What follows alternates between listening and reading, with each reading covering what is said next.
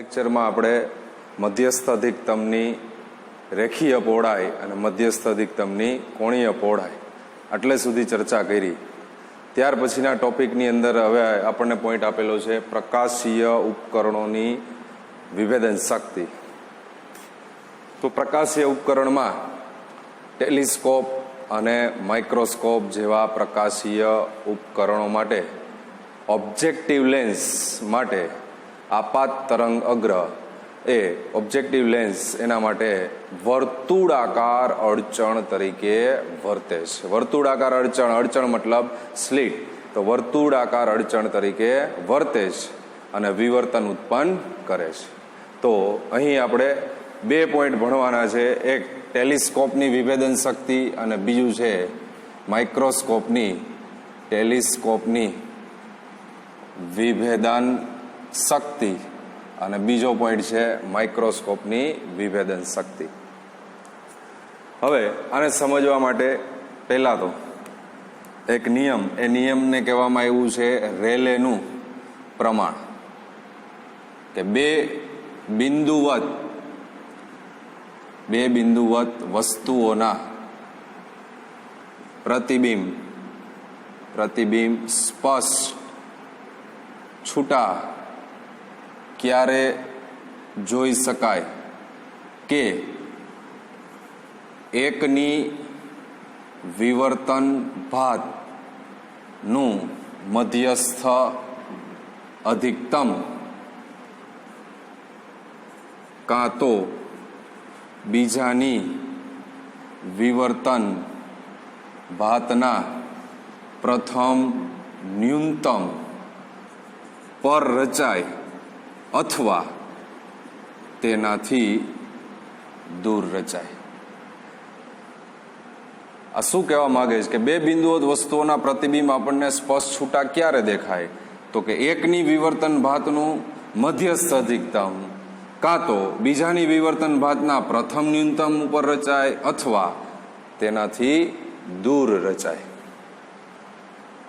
તો જ્યાં આલ્ફા બરાબર સાઇન થીટા બરાબર 1.22 લેમ્ડા અપોન ડી અને સાઇન થીટા નિયર એબાઉટ શું કહી દેવામાં આવ્યું? થીટા. એટલે થીટા બરાબર 1.22 લેમ્ડા અપોન ડી, જ્યાં ડી ઓબ્જેક્ટિવ નો વ્યાસ અને લેમ્ડા તરંગ લંબાઈ.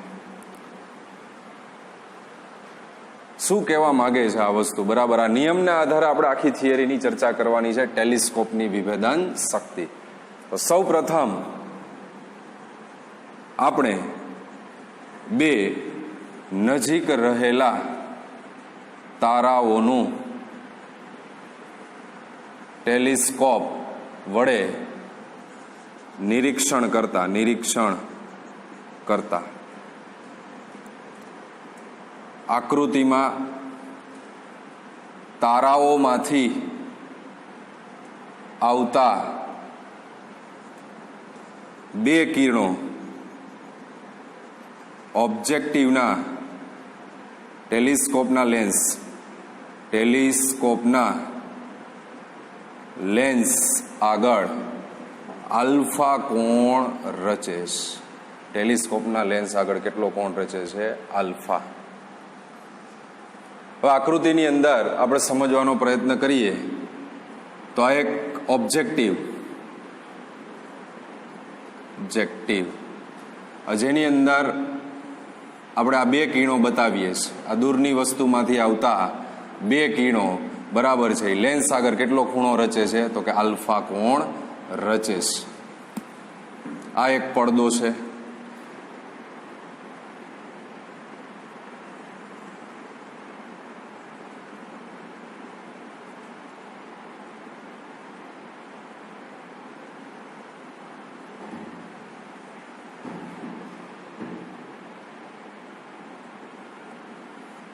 આ શું બતાવે છે? ડાર્ક લાઈન એવું બતાવે મધ્યસ્થ અધિકતમ અને ડોટેડ લાઈન બતાવે છે પ્રથમ ન્યૂનતમ. પડદા ઉપર આ ભાતને આપણે જોવા જઈએ તો પ્રથમ ન્યૂનતમ મતલબની આ તીવ્રતા 0 છે અને મધ્યસ્થ અધિકતમ મતલબ ત્યાં તીવ્રતા મહત્તમ હશે. એ જ પ્રમાણે બરાબર અહીંયા તીવ્રતા કેવી છે? મહત્તમ. આ ખૂણો આલ્ફા છે તો આ ખૂણાને પણ આપણે આલ્ફા કહી દઈએ. આલ્ફા જેને આપણે નામ આપીએ છીએ આલ્ફા મિનિમમ. તો યાર આલ્ફા આ પ્રતિબિંબ આપણને કેવા દેખાય છે? છૂટા. પ્રતિબિંબ આપણને કેવા દેખાય છે? છૂટા. ક્યારે છૂટા દેખાય છે? તો alpha is greater than alpha. તો અહીં alpha is greater than alpha minimum. તો પ્રતિબિંબ આપણને કેવા દેખાય? છૂટા. તો આ નિયમ આપણે સમજવાનો પ્રયત્ન કરીએ. બે બિંદુવત વસ્તુઓના સ્પષ્ટ છૂટા પ્રતિબિંબ ક્યારે જોઈ શકાય? કે એકની વિવર્તન ભાતનું આ શું દેખાય છે આપણને? મધ્યસ્થ અધિકતમ. અને બીજાની વિવર્તન ભાતનું શું દેખાય છે? પ્રથમ ન્યૂનતમ અથવા એનાથી દૂર રચાય. તો અહીંયા આપણે એનાથી દૂર રચાય એટલે આ બે પ્રતિબિંબ તો આપણને કેવા દેખાય છે? છૂટા દેખાય છે. હવે બીજી આકૃતિ આપણે એવી બનાવવા જઈએ, બરાબર છે, કે જેની અંદર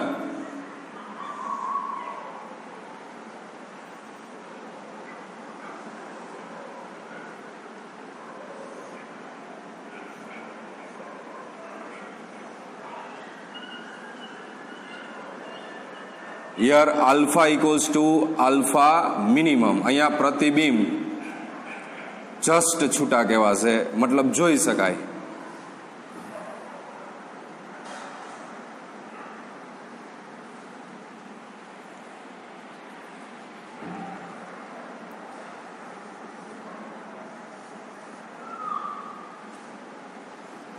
આ શું બતાવે છે? તો કે મધ્યસ્થ અધિકતમ.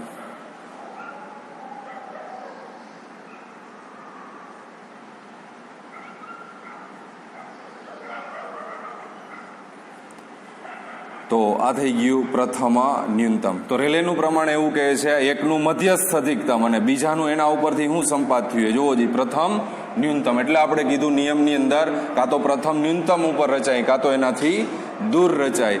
તો અહીંયા આપણે જોઈએ ગઈએ કે પ્રતિબિંબ આપણને જસ્ટ છૂટા દેખાય. ક્યારે? તો alpha equals to alpha minimum.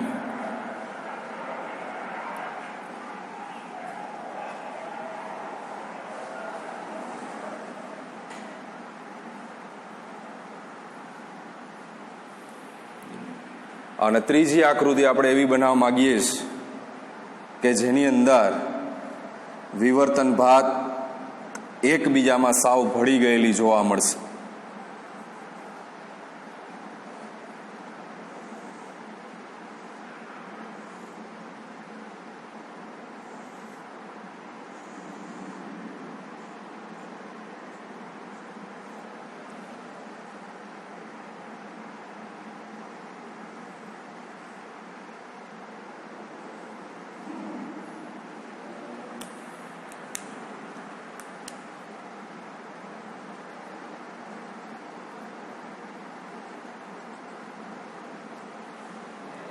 Here alpha is less than alpha minimum.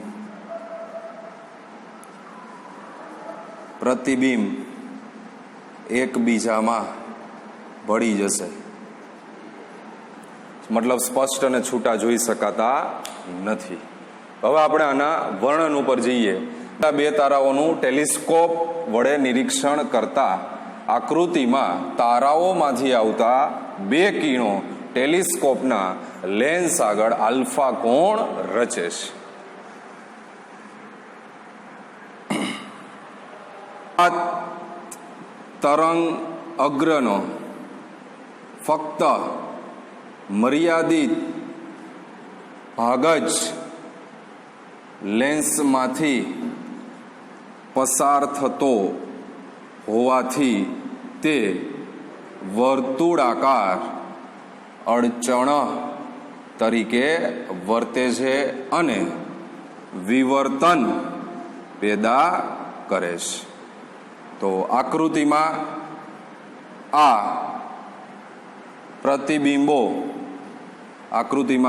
પ્રતિબિંબોની ભાત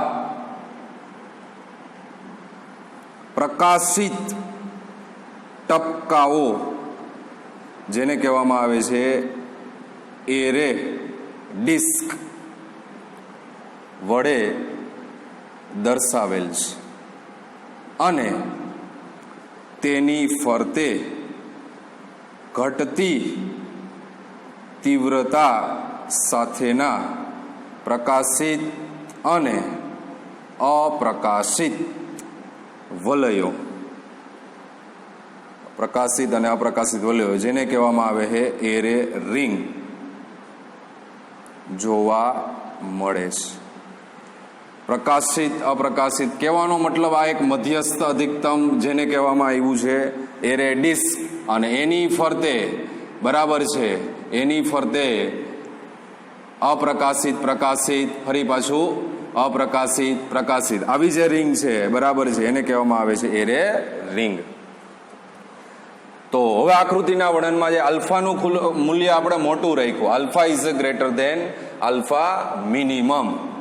જો આલ્ફાનું મૂલ્ય ઘણું મોટું રાખવામાં આવે તો વિવર્તન ભાત, જોઈએ ગઈ છે વિવર્તન ભાત એકબીજાથી છૂટી દેખાઈશ અને પ્રતિબિંબ છૂટા પડેલા દેખાય છે. ક્યારે? તો alpha is greater than alpha minimum.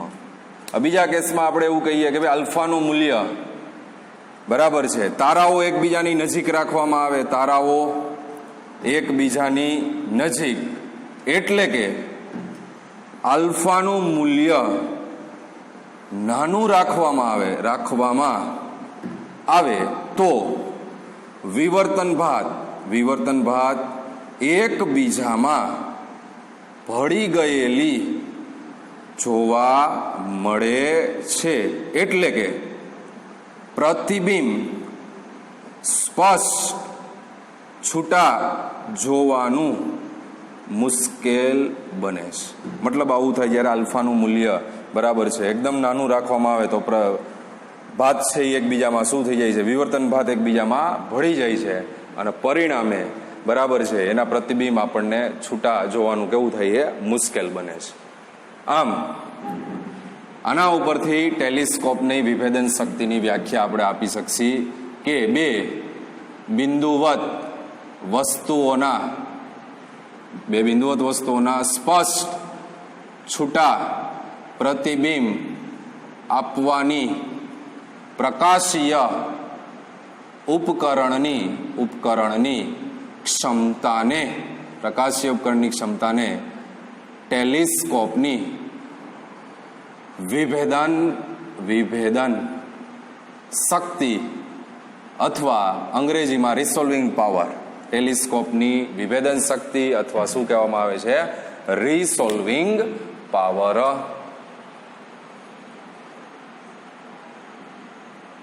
આકૃતિમાં ઓબ્જેક્ટિવ લેન્સનો વ્યાસ કેપિટલ ડી બરાબર 2a અને કેન્દ્ર લંબાઈ f હોય તો મધ્યસ્થ અધિકતમની રેખીય પહોળાઈ બરાબર f ઇન્ટુ આલ્ફા, અને આલ્ફા મતલબ 1.22 લેમ્બડા અપોન ડી, જે આપણે રેલેના પ્રમાણની અંદર કીધું આલ્ફાની કિંમત 1.22 લેમ્બડા અપોન ડી. તો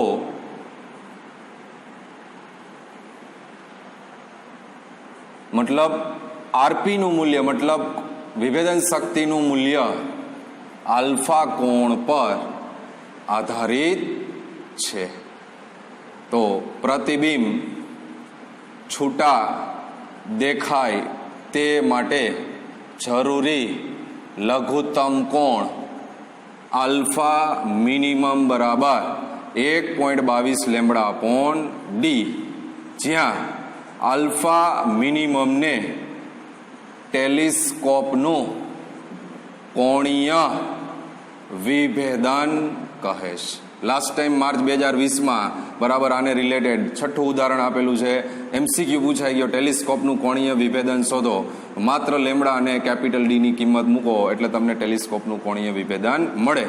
તથા આલ્ફા મિનિમમના વ્યસ્તને ટેલિસ્કોપની વિભેદન શક્તિ આરપી કહે છે. અને વ્યસ્તને મતલબ આરપી બરાબર 1/, આલ્ફા મિનિમમ. તો 1/, આલ્ફા મિનિમમ મતલબ થઈ જાય આરપી બરાબર 1.D/1.22 લેમ્બડા. એનો મતલબ આરપી નું મૂલ્ય ઓબ્જેક્ટિવ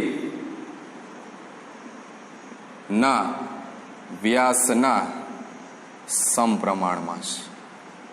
અહીં વ્યાસ મતલબ ટેક્સ્ટબુકમાં અહીંયા D બરાબર 2a લખેલું છે, બરાબર. બે સેમ જ થાય. D લખો કે 2a લખો, બેની મતલબ સેમ જ રહેશે. ઉદાહરણ તરીકે એક આપેલું છે આપણને હબલ ટેલિસ્કોપ. હબલ ટેલિસ્કોપનું કોણીય વિભેદન, હબલ ટેલિસ્કોપનું કોણીય વિભેદન 0.1 સેકન્ડ અને મનુષ્યની આંખનું કોણીય વિભેદન, માનવીની આંખનું કોણીય વિભેદન 1 મિનિટથી 2 મિનિટ જેટલું હોય છે. તો આ આખો પ્રશ્ન કમ્પ્લીટ થયો ટેલિસ્કોપની વિભેદન શક્તિ. તો ટેલિસ્કોપની વિભેદન શક્તિમાં કન્સેપ્ટ આટલો છે કે પ્રતિબિંબ આપણને ક્યારે સ્પષ્ટ અને છૂટા દેખાય છે, બરાબર. એના માટેની આપણને 3 આકૃતિ તમને જુદી જુદા કન્સેપ્ટ સાથે સમજાવી છે. તો જ્યારે આલ્ફા <= આલ્ફા મિનિમમ, બરાબર છે, તો ત્યારે આપણને પ્રતિબિંબ જે છે એ સ્પષ્ટ અને છૂટું દેખાશે નહીં. છે આપણો માઇક્રોસ્કોપની વિભેદન શક્તિ. ખૂબ અગત્યનો પ્રશ્ન છે. બોર્ડની પરીક્ષામાં પૂછવો હોય તો પૂછી શકાય એવો 3 માર્ક અથવા 4 માર્ક્સનો ક્વેશ્ચન થાય, જે બધાએ તૈયાર કરવાનું રહેશે. માઇક્રોસ્કોપની વિભેદન શક્તિ, ટેલિસ્કોપની વિભેદન શક્તિ આપણે ક્વેશ્ચન કમ્પ્લીટ કર્યો. ત્યાર પછી છે માઇક્રોસ્કોપની વિભેદન શક્તિ. આ ટોપિકને સમજવા માટે આપણે, બરાબર છે, આ એક ઓબ્જેક્ટિવ લેન્સ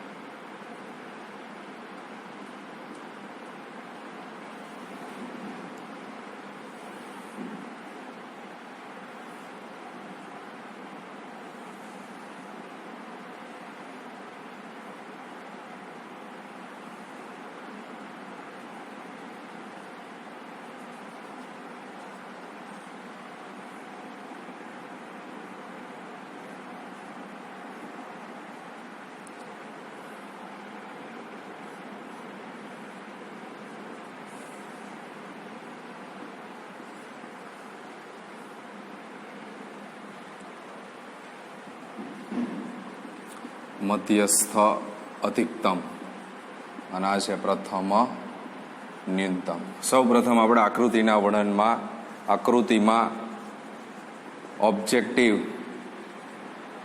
લેન્સનો વ્યાસ D અને કેન્દ્ર લંબાઈ f છે. સામાન્ય રીતે વસ્તુ અંતર કેન્દ્ર લંબાઈ, વસ્તુ જે છે એ કેન્દ્ર લંબાઈ કરતા મોટા અંતરે હોય છે. આકૃતિની અંદર આપણે જોઈએ, બરાબર છે, કે આપણે વસ્તુને જે છે એ કેન્દ્ર લંબાઈ જેટલા અંતરે, પણ વાસ્તવિકમાં ખરેખર હોય છે વસ્તુ એ કેન્દ્ર લંબાઈ કરતા મોટા અંતરે. આપણને પ્રશ્ન થાય અહીંયા, ખરેખર કન્સેપ્ટ તો આ જ છે. આગલા ક્વેશ્ચનમાં આપણે જોયું એ જ પ્રમાણે કે દૂરની વસ્તુઓમાંથી આવતા 2 કિરણો, બરાબર છે, ઓબ્જેક્ટિવ આગળ કેટલો ખૂણો રચે છે, થીટા. પણ સમજવા માટે થઈ અને વસ્તુને, બરાબર છે, અક્ષ ઉપર મૂકેલી છે, એટલે કે વસ્તુ જે છે એ કેટલા અંતરે છે, તો કે કેન્દ્ર લંબાઈ જેટલા અંતરે. ખરેખર વાસ્તવમાં વસ્તુ છે એ કેન્દ્ર લંબાઈ જેટલા અંતરે હોતી નથી, એ કેન્દ્ર લંબાઈ કરતા મોટા અંતરે હોય છે. તો વિવર્તનની અસરને કારણે મધ્યસ્થ અધિકતમની કોણીય પહોળાઈ, જે આપણે રેલેનું પ્રમાણ, મધ્યસ્થ અધિકતમની કોણીય પહોળાઈ અલ્ફા કીધું, તો અહીંયા આપણે એને થીટા કીધું. થીટા બરાબર 1.22 લેમ્બડા/d. તો મધ્યસ્થ અધિકતમની રેખીય પહોળાઈ કહીએ, રેખીય પહોળાઈ, તો રેખીય પહોળાઈ થઈ જાય વી ઇન્ટુ થીટા. કેવી રીતે વી ઇન્ટુ થીટા થઈ જાય? બરાબર હે જોઈ ગઈ હે આ મધ્યસ્થ અધિકતમની રેખીય પહોળાઈ બરાબર હે થીટા બરાબર રેખીય પહોળાઈ છેદમાં વી, તો રેખીય પહોળાઈને કરતા બનાવશો તો વી ઇન્ટુ થીટા થઈ જાય. તેથી V into 1.22 lambda upon capital D. તો બે બિંદુવત વસ્તુઓના પ્રતિબિંબ વચ્ચેનું અંતર મધ્યસ્થ અધિકતમની રેખીય પહોળાઈ કરતાં ઓછું હોય તો તેમના પ્રતિબિંબ એકબીજામાં ભળી એક પ્રતિબિંબ તરીકે દેખાશે. મતલબ જો બે પ્રતિબિંબને છૂટા જોવા માટેનું ઓછામાં ઓછું અંતર, જેને આપણે કહીએ છીએ ડીએમ, ઓછામાં ઓછું અંતર ડીએમ હોય તો મોટવણીના સૂત્ર ઉપરથી કહીએ છીએ આપણે એમ બરાબર HI અપોન HO. HI મતલબ મધ્યસ્થ અધિકતમની રેખીય પહોળાઈ છે V into 1.22 lambda upon capital D, અને HO મતલબ ઓછામાં ઓછું અંતર જે છે એ ડીએમ. તો ડીએમને કરતા બનાવીએ તો 1.22 lambda upon capital D into V by એમ.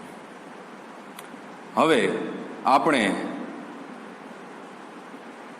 વસ્તુ અંતર કેન્દ્ર લંબાઈ જેટલું લીધેલ હોવાથી યુ બરાબર એફ, તેથી એમ બરાબર V by U V by F, અને તેથી એફ બરાબર વી બાય એમ. તો આજે વી બાય એમની જગ્યાએ આપણે ડીએમ બરાબર 1.22 lambda F upon capital D. ઓછામાં ઓછી બરાબર છે રેખીય પહોળાઈ કેટલી? તો 1.22 lambda F upon capital D. તો આ ડીએમ ના વ્યસ્તને માઇક્રોસ્કોપની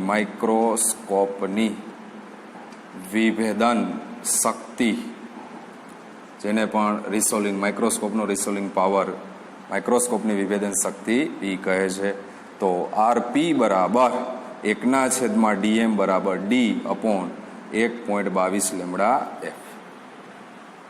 પરંતુ આકૃતિ પરથી આપણે જોઈએ ગયા ટેન બીટા બરાબર સામેની બાજુ છેદમાં પાસેની, સામેની બાજુ એટલે કેપિટલ ડી જે અંતર છે એનું અડધું થશે.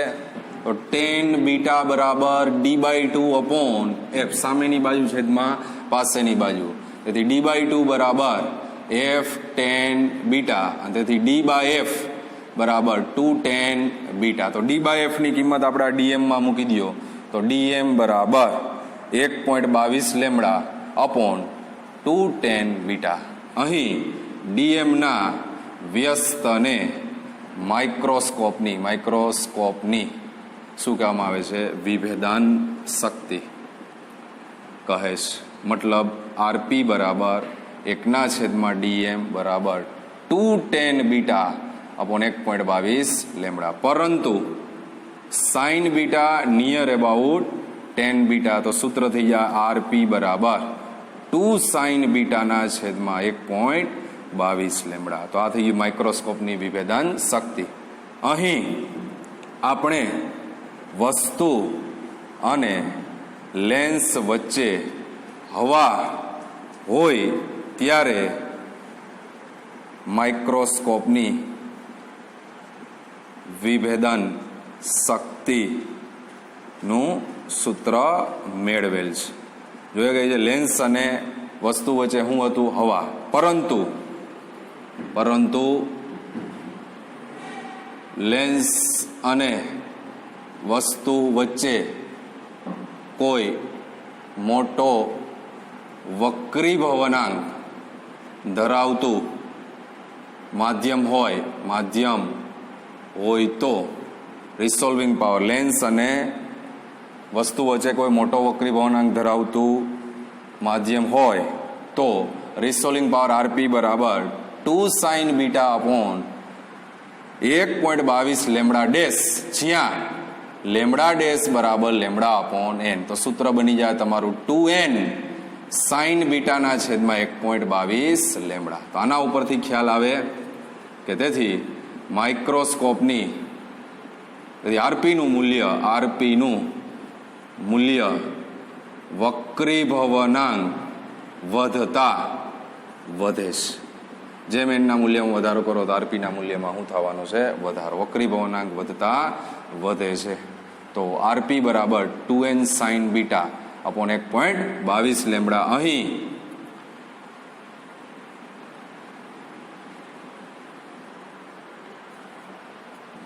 અહીં n સાઇન બીટા ને ન્યુમેરિકલ એપાર્ચર અથવા સંખ્યાત્મક દર્પણ મુખ, ગુજરાતીમાં સંખ્યાત્મક દર્પણ મુખ કહે છે. અને અહીં પ્રવાહી તરીકે તેલનો ઉપયોગ કરવામાં આવેલ હોવાથી તેને ઓઇલ ઇમર્શન પ્રક્રિયા પણ કહે છે. તથા સાઇન બીટાનું મૂલ્ય 1 કરતાં વધારે ન હોવાથી આરપી એ તરંગ લંબાઈના વ્યસ્ત પ્રમાણમાં છે તેમ કહેવાય. મતલબ તરંગ લંબાઈનું મૂલ્ય વધે તો આરપીનું મૂલ્ય ઘટે, અને તરંગ લંબાઈનું મૂલ્ય ઘટે તો આરપીનું મૂલ્ય વધે. તો આ ક્વેશ્ચન આખો કમ્પ્લીટ થઈ ગયો. માઇક્રોસ્કોપની વિભેદન શક્તિ. બહુ સિમ્પલ હે પ્રશ્ન, બરાબર હે. માઇક્રોસ્કોપની વિભેદન શક્તિ સૂત્ર તરીકે યાદ રાખવાનું છે તમારે. આરપી બરાબર 2n સાઇન બીટા 1/1.22 લેમડા, અને કોઈ વક્રીભવનાંક ધરાવતું માધ્યમ આપેલું છે તો 2n sign beta upon 1.22 lambda. જેમાં એમસીક્યુમાં પૂછાય n સાઇન બીટાને કહેવામાં આવે છે ન્યુમેરિકલ એપાર્ચર અંગ્રેજીમાં, અને ગુજરાતીમાં સંખ્યાત્મક દર્પણ મુખ. અને તેથી બરાબર સાઇન બીટાનું મૂલ્ય 1 થી વધારે ન હોય, બરાબર છે, તો એ તરંગ લંબાઈના કેવા પ્રમાણમાં છે? વ્યસ્ત પ્રમાણમાં. કઈ જગ્યાએ આપણે? આરપી એ તરંગ લંબાઈના વ્યસ્ત પ્રમાણમાં છે. ત્યાર પછી આપણે દાખલાઓ ગણાવીએ છીએ. તો દાખલાની અંદર ઉદાહરણ નંબર 10.5 સમજવા જેવું ઉદાહરણ આપેલું છે, જેની અંદર ઉદાહરણ 3નો ઉપયોગ કરવાનો છે. ઉદાહરણ 3 વ્યતિકરણ માટે આપ્યું હતું આપણને, જેની અંદર સ્લીટની પહોળાઈ 1 mm અને સ્લીટ અને પડદા વચ્ચેનું અંતર 1 મીટર લીધેલું છે. હવે કીધું છે આપણને ઉદાહરણ 10.3માં એક સ્લીટની પહોળાઈ કેટલી હોવી જોઈએ કે જેથી સ્લીટની ભાતમાંની મધ્યસ્થ અધિકતમમાં 2 સ્લીટ ભાતના 10 મહત્તમ આવે. બરાબર સમજો, બાકી સમજાય એવો પ્રશ્ન છે નહીં. આ ધ્યાનથી સમજશો તો જ ખ્યાલ આવશે.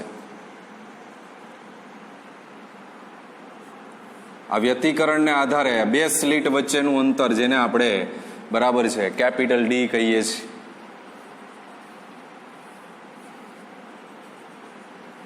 આને આપણે પડદો કહીએ છીએ.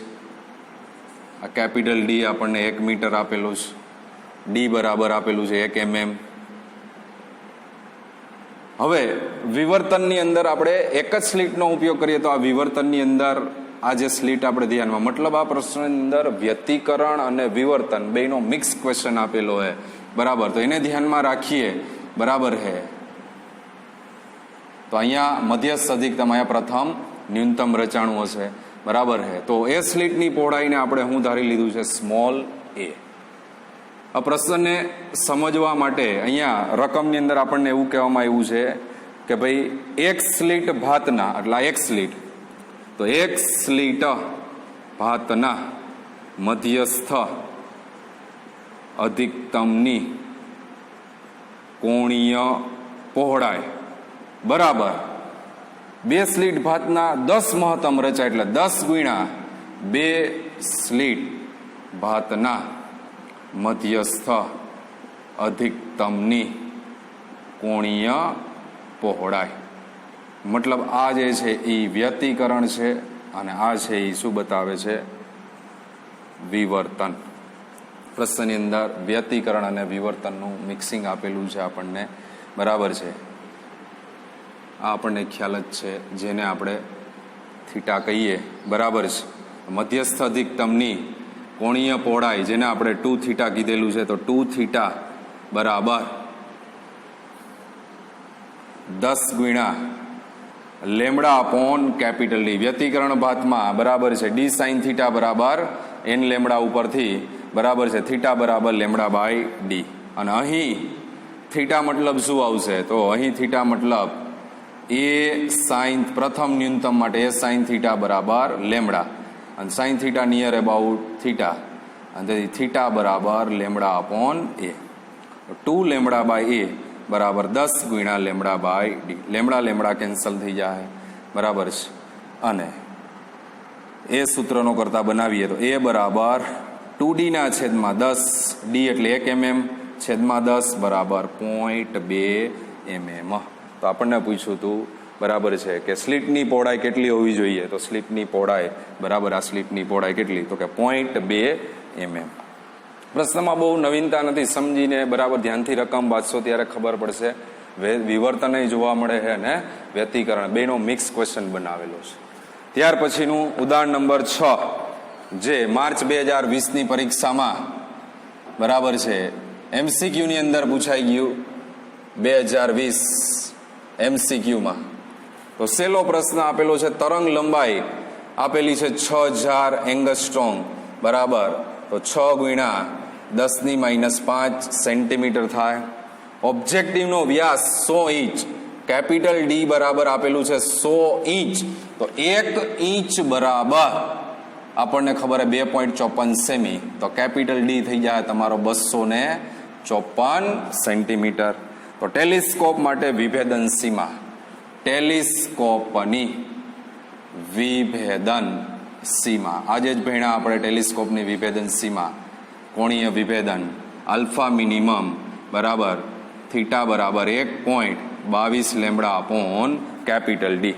તો કિંમત મૂકી દો અહીંયા 1.22 ગુણ્યા લેમડા 6 ગુણ્યા 10⁻5 અને કેપિટલ ડી 254. તો સાદરૂપ આપી દો, બરાબર, તો તમને જવાબ મળે 2.7 ગુણ્યા 10⁻7 અને ખૂણો હોવાથી એકમ આવશે રેડિયન. તો આટલો સરળ MCQ, બરાબર છે, માર્ચ 2020ની પરીક્ષામાં પૂછાઈ ગયો, બરાબર છે. પછી સ્વાધ્યાયમાં આવી જાઓ. સ્વાધ્યાયની અંદર દાખલા નંબર 16, 600 નેનોમીટર તરંગ લંબાઈ લેમડા બરાબર આપેલું છે 600 નેનોમીટર, તો 600 ગુણ્યા 10⁻9. પ્રકાશની મદદથી 2 સ્લિટ પ્રયોગમાં દૂર રાખેલ પડદા ઉપર સલાકાની કોણીય પહોળાઈ થીટા બરાબર 0.1 અંશ, અને રેડિયનમાં ફેરવવો પડે એ ભૂલાય નહીં, રેડિયનમાં ફેરવવા ગુણ્યા પાઈના છેદમાં 180. તો 2 સ્લિટ વચ્ચેનું અંતર. તો આ તો સરળ પ્રશ્ન આવી ગયો. સીધું જ સૂત્ર લગા, સલાકાની કોણીય પહોળાઈ થીટા બરાબર lambda upon capital D, D બરાબર લેમડા અપોન થીટા, 600 ગુણ્યા 10⁻9 છેદમાં થીટા 0.1 ગુણ્યા પાય છેદનો છેદ અંશમાં. તો ડી આન્સર સાદરૂપ આપતા તમને આન્સર મળશે, જે આન્સરની અંદર જવાબ મળે છે આપણને સાદરૂપ આપી દો એટલે 3.43 ગુણ્યા 10⁻4 મીટર. તો સ્લીટ વચ્ચેનું, 2 સ્લીટ વચ્ચેનું અંતર કેટલું? 3.43 ગુણ્યા 10⁻4 મીટર. ત્યાર પછીનો આવો સહેલો પ્રશ્ન આપેલો છે આપણને 19મો દાખલો સ્વાધ્યાયની અંદર. 500 નેનોમીટર તરંગ લંબાઈ ધરાવતું, તો લેમડા બરાબર 500 નેનોમીટર. એક સમાંતર પ્રકાશ કિરણ પુંજ એક સાંકડી સ્લીટ ઉપર પડે છે અને વિવર્તન ભાત 1 મીટર દૂર રાખેલા, એટલે ડી બરાબર 1 મીટર આપેલું છે. તો પ્રથમ ન્યૂનતમ પડદાના કેન્દ્રથી 2.5 mm અંતરે, મતલબ x1 બરાબર 2.5 mm, તો સ્લીટની પહોળાઈ. આપણે સિમ્પલ સૂત્ર એનમાં ક્રમના પ્રથમ ન્યૂનતમ માટે xn બરાબર n lambda capital d by small d. તો પ્રથમ ક્રમનું નિયંત્રણ એટલે n બરાબર શું આવશે 1. x1 બરાબર 1 into lambda capital d by small d.